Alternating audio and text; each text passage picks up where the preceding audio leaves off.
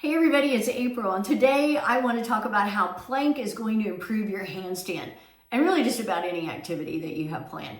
I'm going to start on my forearms and switch around a little bit. You can start on your hands or whatever you want to do, but I encourage you to try and hold longer than you have been in the past.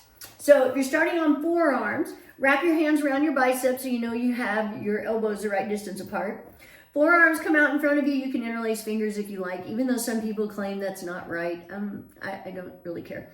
And then you're going to pull your shoulders down your back, lift your upper back, lift your chest, pull in your belly, come up on your toes, shift your weight forward slightly. The timer has begun. And then do everything again. Actively press into the floor with your forearms. Tighten up your glutes. Pretend like you're trying to hold a quarter between your butt cheeks. Pull in your belly again like somebody's punching you in the stomach. Press your heels back. So everything is activated. You have a nice long line. You should be looking in the mirror or on your camera or have somebody watch your plank to make sure that it's nice and you have good form. We're at 30 seconds already. Woohoo! So one thing I want to talk about is if you are working on handstands at all, I have people ask me frequently, what do you do? What should I do to get started? How did you work on your handstand?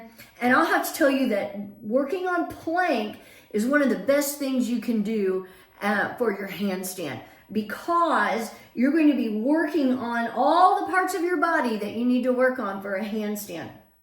So we're at 1 minute. I'm going to go ahead and switch to my hands. And so I can really talk about how you want to plug into your shoulders. So a lot of times when people are planking, they want to pull their shoulder blades together. That is not what you want to do at all. You want to press into the floor, plugging in, broadening your upper back. And that is how you want your shoulders in your handstand. So not only are you strengthening your shoulders by planking, you are also getting that feeling of what you want, how you want to have your body when you're doing a handstand. So there are two things going on there that are very helpful for handstanding. Something else that you're doing is you're strengthening your wrist. And again, this isn't just something that's important for handstanders, but I have people in handstanding in particular who start talking about how handstanding hurts their wrists. And so sometimes they feel like they have to give up, but planking actually strengthens your wrist. We're at 2 minutes, so I'm going to go back to my forearms and lift a leg. So, and it's that strengthening of the wrist that's really going to help you with your planking or with your handstanding. And it's going to help you with down dogs. Anything like that where you're going to put weight on your hands and your wrists is going to help strengthen. Of course, one of the big things you're working on with your plank is your core strength. And you really need a good, strong core when you're working on your handstand. Oop, I need to switch legs. We're at 2:30. And again, you don't have to hold plank for 5.5 minutes like I do. But if you could work up to a nice 1 minute plank, maybe 2 minutes, that's what's really going to help. Because think about it.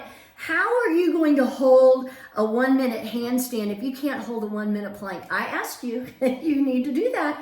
Hold that plank and make sure everything is engaged. We're at 3 minutes, so I'm going to switch to side plank.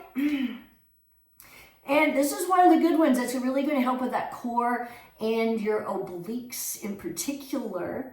But think about too, you're working on your legs. You're strengthening your legs in plank. They're activated, and especially like right now in my side plank, everything's lifted, activated, and strengthening. And you want your legs to be nice and strong for handstand because you're actively reaching.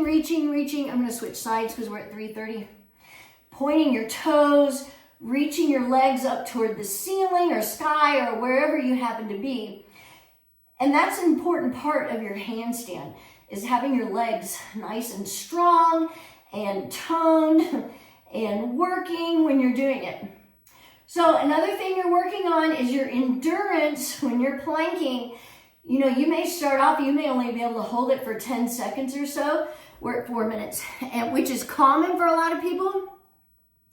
But if you keep working at it, you will build up your endurance and be able to hold plank longer. And then, like I said, that's going to help you hold your handstand longer. Because think about it, if all of this is stronger from planking, isn't that going to help you when you're trying to handstand? It just stands to reason that this is all good when you're trying to handstand. And so, you know, I know people wham-wham a little bit because nobody really enjoys planking, although I'm a little weirdo. I do enjoy it now. You will get to where you don't hate it. And especially when you start seeing what a difference it makes in your body, in your handstands, in whatever it is that you're doing, especially like I said, in building up your endurance for just about every activity. Isn't that a great thing that you're doing for yourself? We're at 5 minutes. I'm just going to finish on my forearms. I know it was after my second hip replacement, I started doing 5.5 minutes. I don't care about doing anything longer. I have done held plank longer, but 5.5 is really great for me. I love how I feel. It's still a challenge. And that's the other thing. You need to keep challenging yourself. And handstand in particular is a challenge.